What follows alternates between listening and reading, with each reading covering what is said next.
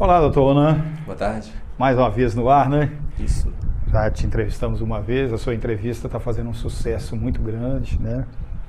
E que bom, né? Que as pessoas estão lendo e estão ocupadas de um assunto tão importante que é o que você veio tratar com a gente, né? Eu queria que você se apresentasse rapidamente outra vez, para quem entrar lá no canal, poder te conhecer. Meu nome é Ronan de Souza Nascimento, eu já trabalho há 14 anos na advocacia bancária, luto muito contra o sistema financeiro, através de ações revisionais, outras ações também ligadas ao direito bancário. Direito bancário. Trabalho em BH também, em outras regiões do estado, né? E, enfim, é uma área muito interessante porque é um trabalho de ajudar as pessoas, né? Que estão envolvidas com os contratos bancários, né? Eu queria deixar registrado aqui que o Ronan também atende pessoas de outros estados, né? Sim, mais BH. Mais BH em Minas Gerais, mas pode te consultar que você vai... mais BH, mais nesse foco, né? Ronan, eu trouxe a pauta hoje, nossa, né, para a gente poder ser mais assertivo no ar, né? Então eu queria que você colocou na nossa última entrevista, né? Você conversou com a gente sobre assuntos muito interessantes do direito bancário, né? E tanto que a entrevista está fazendo muito sucesso na internet. Dentre eles, falamos sobre a política de acordos adotada pelos bancos e outros agentes financeiros, né? Então eu gostaria que a gente começasse a nossa conversa hoje, você falando mais um pouco sobre essa política de acordos, né? Na sua percepção. Primeiramente, gostaria de deixar consignado meu profundo agradecimento a você, Luiz, a sua equipe, pela grande oportunidade de poder mostrar um pouquinho do meu trabalho no âmbito da advocacia bancária, né? Confesso que eu gosto muito da questão da advocacia preventiva, da orientação jurídica, da consulta jurídica, né? Que é tão importante no meu ofício, no meu trabalho, né? E é axiomático que essa questão da advocacia preventiva será muito bem aproveitada nesse canal, nesse veículo, né? E espero que possamos executar outros trabalhos, objetivamos sempre orientar uma legião de consumidores vinculados ao contrato de financiamentos, né? Também agradeço o Fabiano na filmagem, agradeço o Marcelo, enfim, né? Luiz, eu gostaria de fazer uma colocação antes de entrar na pergunta, né? Eu faço as minhas suas palavras. Não sei se você está lembrado dessa frase. O banco, ele foi feito para tomar conta do nosso dinheiro e não foi feito para tomar o nosso dinheiro.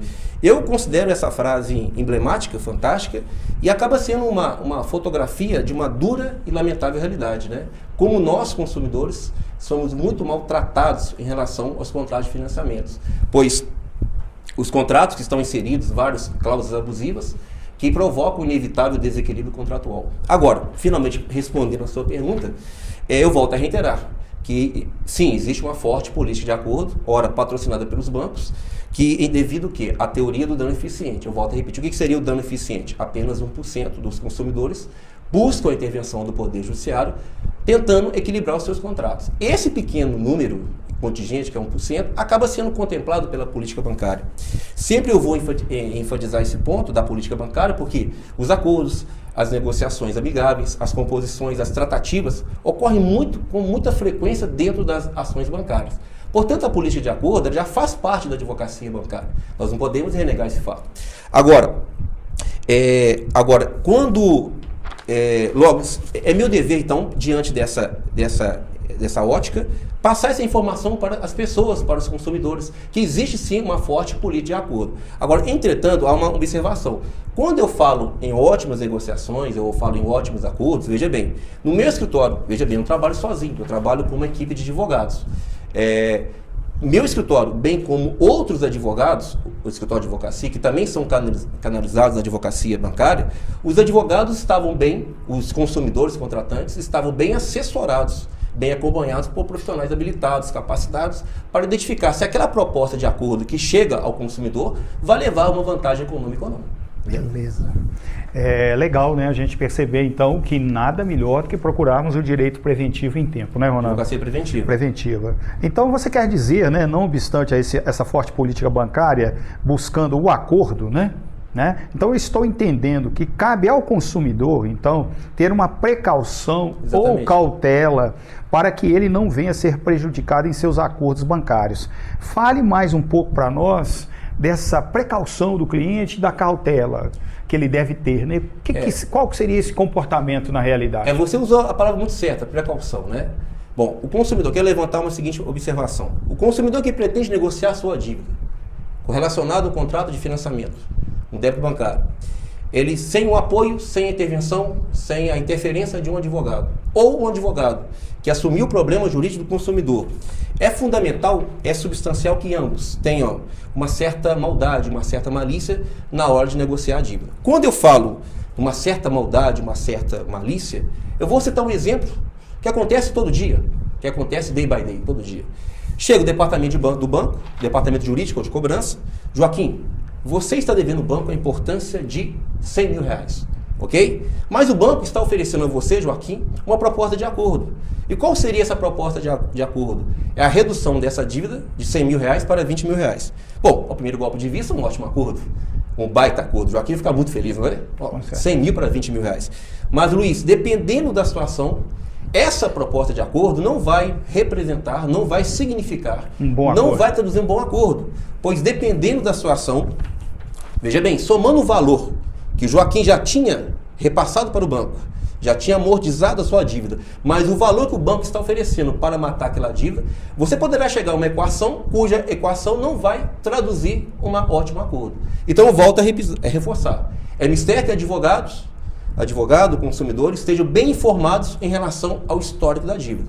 E procurar, na realidade, um advogado que conheça realmente daquele âmbito, né? Que é o direito bancário. Então eu volto a repetir, é necessário, portanto, uma certa maldade, pois na hora que chegar a proposta de acordo oferecida pelo departamento de cobrança ou o departamento jurídico do banco, o advogado possa ter uma certa avaliação, um discernimento, uma convicção se aquele acordo, de fato, vai proporcionar o quê? Uma vantagem econômica para o consumidor, um proveito econômico para o consumidor, uma economia, ou haverá o abatimento ou a redução do saldo devedor, correto? Entendi. Caminhando para a nossa terceira pergunta, Ronaldo, nós já estamos andando para um lugar muito legal aqui da nossa conversa. Para você, doutor Ronaldo, quais seriam as consequências diretas para o consumidor, você já falou um pouco disso agora, que não está bem orientado para negociar com o banco ou qualquer outro agente financeiro na hora de celebrar um acordo? Você já respondeu, mas eu queria que você frisasse. Sim, a consequência da falta de informação em relação ao histórico da dívida, que é o levantamento completo da dívida, todos os encargos contratuais, todos os encargos moratórios, bem como a falta de uma certa maldade, de uma certa malícia na hora de negociar sua dívida com o banco. Certamente, o advogado ou consumidor serão vítimas do pseudo bom acordo. Legal. Do falso bom acordo, do fake bom acordo, da chamada, um conceito que eu criei, a pegadinha do bom acordo. Tudo bem que existe uma forte política de acordo, ora patrocinada pelos bancos, que vem favorecendo milhões de consumidores. Que bacana, que ótimo. Mas lá do outro, nós não podemos ser inocentes, ser ingênuos. Também existem os falsos bons acordos, os pseudos bons acordos, a pegadinha do bom acordo. Veja bem, a pegadinha do bom acordo, ao longo do tempo, décadas, anos, vem colecionando vítimas. E quem são as vítimas? São milhões de consumidores que encontram-se totalmente não informados em relação ao histórico das suas respectivas dívidas bancárias. Legal. Você já começou a adentrar, então, na nossa quarta pergunta, né? Eu queria que você falasse mais um pouquinho, tá? Porque você já introduziu esse conceito, né? O que seria, na realidade, falando de uma maneira bem popular, né? O que você já disse aí, a pegadinha de um falso bom acordo, né? Para o cliente de um banco ou uma instituição financeira. Traduz isso em miúdos, mais assim, aprofunde um pouquinho. Esse conceito eu criei em face da minha advocacia há 14 anos, que eu fui constatando isso, né? Fui fazer um check-up em relação a isso. Na minha modesta avaliação, trata-se de uma verdadeira armadilha, devido ao quê? A falta de informação do consumidor ou do advogado em relação a todo o levantamento da dívida, né? Que são os encargos contratuais, os encargos moratórios, se o banco cobrou comissão de permanência. Cobrou juros sobre juros. Exatamente. Se a comissão de permanência foi acumulada com outro encargo e, principalmente, o valor que foi repassado para o banco. Devido a uma orientação jurídica equivocada, não eficiente, não apropriada. O consumidor contratou um advogado, mas o advogado que foi contratado para cuidar do problema jurídico do consumidor, ele não consegue identificar, detectar que aquela proposta de acordo que está sendo ofertada pelo banco está oferecendo uma vantagem econômica para o consumidor. Então, o que seria a pegadinha do bom acordo? É quando o advogado ele pensa, ou então o consumidor ele acha, que está fechando um bom acordo. Um excelente acordo. Lê do engano. Na verdade, o consumidor, o advogado, está fechando um péssimo acordo, está selando um terrível acordo. Por quê? Não houve nenhuma vantagem econômica, não houve nenhum proveito econômico, não houve nenhum tipo de economia, ou o consumidor não conseguiu a redução do seu saldo devedor. Muito pelo contrário, ao contrário senso, houve uma alta lucratividade em favor do banco, uma vantagem manifestamente surrealista. Em muitas situações, os consumidores aumentaram seus prejuízos econômicos. Quer dizer, aumentou a dívida. Posso dizer isso? Ele acha que ele fechou um ótimo acordo, mas no fundo ele está selando um péssimo acordo. Então você poderia, doutor Ronan, mostrar para a gente o exemplo de algum cliente que já te procurou depois que ele tinha selado um falso bom acordo? Dá só um exemplo técnico. Eu queria, antes dessa pergunta, existe uma fórmula, um macete, que em muitas situações fáticas você consegue visualizar, enxergar essa pegadinha do bom acordo, esse falso acordo. Mesmo sem a confecção, a elaboração de um laudo técnico, você que é engenheiro sabe que o laudo técnico é muito importante no direito, né? Basta analisar simultaneamente, concomitantemente, 3 importantes pontos. São eles, se não vejamos. Primeiro ponto, o valor do capital emprestado. Qual foi o valor que eu peguei como empréstimo? O segundo importante ponto, o valor que foi repassado para o banco, o valor da amortização da dívida. O terceiro ponto, o valor do débito que está em aberto, que o banco ainda continua me cobrando. Portanto, a conjunção desses 3 elementos, uma análise conjunta, em muitas situações, você consegue visualizar a pegadinha do bom acordo. Eu peguei 20, eu já paguei o banco 50 mil reais e estou devendo 50 mil reais. Bom, 50 mil reais que eu paguei, mais 50 mil que eu devo, 100 mil reais. Mas eu peguei 20 mil reais. Há uma diferença de 80 mil reais. Então, há uma situação jurídica não equilibrada. Então, em muitas situações fáticas, você consegue enxergar, avistar a pegadinha do bom acordo, devido um ganho excessivo, demasiado, surrealista em favor do banco, o notório enriquecimento sem causa, o desequilíbrio contratual, sob a moldura de um bom acordo, a maquiagem de um bom acordo, que na verdade não passa de um pseudo bom acordo. Interessante. Então, doutor Ronan, eu queria então que você... agora, desculpa, eu tenho que fazer a resposta. Um exemplo, não é isso? Pois é.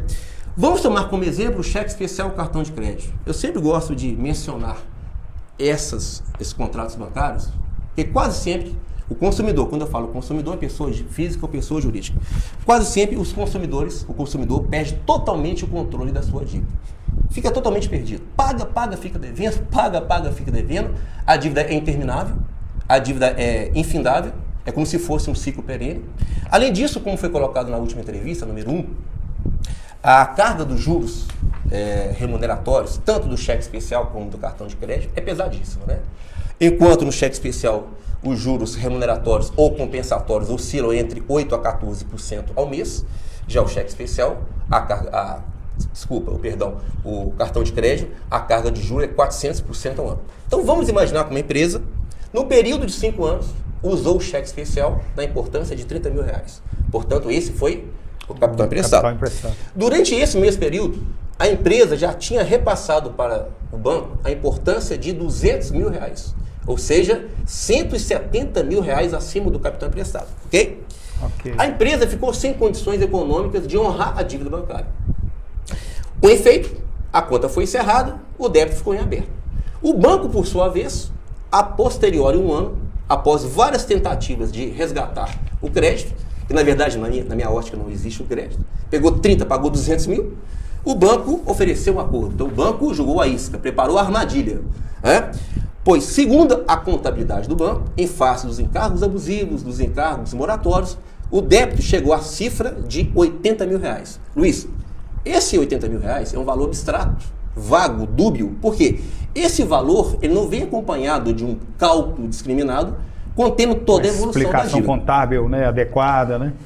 Assim, então, o dono da empresa, diante daquela, aspas, redução da dívida, e como o dono da empresa está querendo, quanto mais rápido possível, se livrar daquela dívida, limpar seu nome, ele acaba mordendo a isca, acaba caindo na pegadinha do bom acordo, ao anuir com a proposta que foi oferecida pela entidade bancária. Então é o seguinte, agora fazendo aqui uma análise fria, objetiva e direta. Qual foi o capital emprestado? 30 mil reais. Segundo, indaga-se, a pergunta que não quer calar, houve uma alta lucratividade em favor do banco? É lógico que sim. Vamos lembrar daquela forma que eu falei um pouco atrás, né? Você pega capital emprestado, valor amortizado, o valor que ainda o banco está me cobrando. Então vamos jogar esse exemplo nesse caso, né? Essa forma nesse caso. Vamos lá. Capital emprestado, 30 mil reais. Valor já repassado, 200 mil reais. Ou seja, 170 mil reais acima do capital emprestado. Valor que aí no banco está me cobrando? 80 mil reais. Mas como foi um acordo, o banco foi bonzinho, abaixou para 20 mil reais. Nessa exemplificação, como o dono da empresa caiu na pegadinha do bom acordo, final da história, ele repassou para o banco 220 mil reais, ou seja, 190 mil reais acima do capital emprestado. Com efeito, houve um faturamento na ordem de 633% acima do capital emprestado em apenas 6 anos. 5 anos foi o período que a empresa usou o cheque especial. E 1 ano foi o período que a empresa ficou em mora. Portanto, Luiz, essa prática abusiva, esse conceito está no Código de Defesa do Consumidor. Prática abusiva, exigir do consumidor vantagem manifestamente excessiva. Eu qualifico, eu denomino como uma pegadinha do bom acordo. Para terminar esse exemplo, o dono da empresa, na sua convicção, ele achou que economizou muito dinheiro, né? 80 menos 20, 60 mil reais. Mas, na verdade, ele repassou para o banco 190 mil reais, ou seja, 633% acima do capital emprestado. Ou seja, estamos diante de uma pegadinha do bom acordo. Gente, é muito legal. A gente, no nosso canal, nós temos uma limitação de tempo, né? O Dr. Ronan vai estar com a gente, já é a segunda vez que ele está com a gente no ar. Nós vamos estar com ele já logo, falando mais para a gente disso, né? Eu queria, Ronan, que você, para a gente ir fechando já o nosso andamento, né? Parece que você já falou de tudo, né? O cliente, então, ele tem que ficar muito atento, ele tem que ter uma consultoria, né? Na sua equipe você tem peritos que fazem os cálculos, verdade, né? Tudo adequadamente, né? É uma pena que o tempo não dá para a gente abordar tudo, né? Porque é até necessário uma outra entrevista, porque eu tenho que falar sobre as causas da pegadinha do bom acordo, as consequências, quais seriam os remédios para que a pessoa não caia na pegadinha do bom acordo. Um dos remédios, eu posso até falar agora, uma das causas que eu acho que as pessoas caem na pegadinha do bom acordo é o seguinte, usando a sua linguagem da engenharia, há 2 alicerces. Primeiro, a ausência da boa-fé. E o segundo alicerce, a ausência da transparência. Vale colocar em relevo que no artigo 4º, inciso 3º da Codificação Federal, encontram-se chancelados 2 importantes princípios. O princípio da boa-fé objetiva e o princípio da transparência. Quando eu falo na inobservância do princípio da boa-fé objetiva ou da inobservância do princípio da transparência, os bancos, as entidades financeiras, isso já é um fato corriqueiro, trivial, o banco apenas comunica com os clientes em relação aos seus débitos. Tipo assim, Joaquim, você está devendo ao banco a importância de 100 mil reais, ok? Mas, estrategicamente, o banco não fornece ao Joaquim um cálculo discriminado. Como é que aquele extrato... Contendo os encargos contratuais. O banco, estrategicamente, ele não passa para o Joaquim consumidor uma planilha, o espelho da dívida, contendo os encargos moratórios. Taxa de juros, comissão de permanência, essa comissão de permanência foi acumulada com outro encargo. O banco não fornece ao Joaquim todo o levantamento, todo o histórico da dívida, contendo todos os dados da dívida. Encargos contratuais, encargos moratórios e principalmente o valor que o Joaquim já repassou para o banco. Simplesmente Joaquim, na condição de consumidor, ele é consumidor, ele é apenas informado do seu débito bancário de uma forma muito singela, muito lacônica, ou através de uma missiva, uma notificação extrajudicial, ou através do departamento de cobrança ou jurídico. Então, Luiz, o que eu quero chegar, a falta de informação em relação ao histórico da dívida, que é o levantamento completo, veja bem, é uma estratégia muito utilizada pelos bancos, evidentemente para obtenção da vantagem manifestamente excessiva, que acaba culminando, desaguando numa proposta de acordo, que é a pegadinha do bom acordo, ou numa proposta de uma confecção de um novo contrato, que é o contrato de refinanciamento ou renegociação. Que é um grande problema. Cuidado também. com a palavra renegociação ou refinanciamento, que trocando em miúdos significa comprar mais dívida. Legal. Ô, gente, eu vou pedir ao Ronan para deixar a mensagem final dele para vocês. Esse assunto é inesgotável, né? Eu tenho em off conversado muito com o Dr. Ronan. A gente tem preparado já algumas subsequentes entrevistas sobre o tema, né? Eu queria, Ronan, que você deixasse suas considerações finais para o público, né? Ficou claro para mim, mais uma vez, procure um bom advogado, que tenha bons peritos na área contábil, né? Para que você faça realmente uma radiografia da sua dívida, né? Para você poder conversar com o banco. E eu queria que você explicasse para o pessoal, nós vamos deixar o seu contato no ar, eu queria que você explicasse para o pessoal como é que o seu escritório funciona inicialmente nisso. Parece que você recebe o pessoal. Sim, eu queria que a gente fechasse, você deixasse essa mensagem para a gente. Primeiramente, quero deixar bem claro que essa entrevista precisa de um complemento. Um complemento, nós vamos fazer. Dar o diagnóstico, no caso, quais seriam as medidas para a pessoa não cair. E é um tema muito importante, Luiz, porque há 14 anos trabalhando na advocacia, o que eu reparo, toda semana aparece um cliente que acha que está fazendo um bom acordo. Então, a gente tem que levar isso no ar para que as pessoas possam tomar uma consciência maior, né? Correto? Então é preciso que essa entrevista seja complementada. Com certeza. Com a outra. Já estamos combinados de trazer isso para o nosso público. Eu tenho um grande barato da advocacia, a questão, na minha ótica, não é a questão de fazer uma audiência, que eu acho muito legal, uma defesa oral, redigir uma peça. O que eu acho importante na advocacia também é a orientação jurídica. É você ser o porta-voz da pessoa ali, né?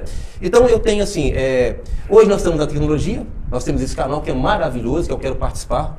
Cada vez mais. Mais com outras informações, mas eu posso dar orientação jurídica pelo WhatsApp, posso dar orientação pelo Skype. Então a pessoa achou a entrevista legal, está no Rio de Janeiro, pode me ligar que eu vou atender pelo WhatsApp, pelo Skype. No caso. No meu escritório, segunda, quarta e sexta, pode agendar com a secretária, telefone 3292-1506. Repete, por favor. 329, eu falo muito rápido, né? Rápido. 3292-1506. Segunda, quarta e sexta, eu dou atendimento para o consumidor. A minha entrevista, a minha consulta jurídica dura em média de meia hora a 1 hora. E é muito interessante porque estou lá para orientar. Tem um lado comercial, mas o mais importante é a orientação jurídica lá, entendeu? E a pessoa pode também utilizar o meu e-mail, ronanfl@yahoo.com. Repete, por favor. Ronanfl, F de foca, E de lua, @yahoo.com.br. A pessoa pode mandar perguntas pelo WhatsApp, pelo meu e-mail, analisar o contrato bancário também, que é muito importante isso, entendeu? Agora, a gente podia marcar depois a segunda entrevista, porque terceira, mas essa seria o complemento dessa entrevista. Nós vamos já estar marcado no ar, né? Eu queria já despedir do pessoal, deixar um abraço para o nosso diretor de imagem, Fabiano, né? O Marcelo está aqui presente. Hoje nós temos um engenheiro aqui da nossa equipe, o Luiz Simin, né? E queria agradecer a presença de vocês aqui no estúdio, né? Queria te parabenizar. Muito obrigado, Luiz. Inclusive pelo sucesso que você está fazendo no nosso canal, né? Eu acho mais importante isso, que eu acho legal, é usar esse veículo, né? Essa ferramenta muito importante de orientações jurídicas, né? Inclusive, eu chamo, um toque, né? Que eu trabalho com a advocacia bancária, mas mexo também com a área de família, mexo também com a área de posse, uso campeão, e vou preparar outros materiais para estarmos conversando com dicas para uma legião de pessoas, de consumidores, ok?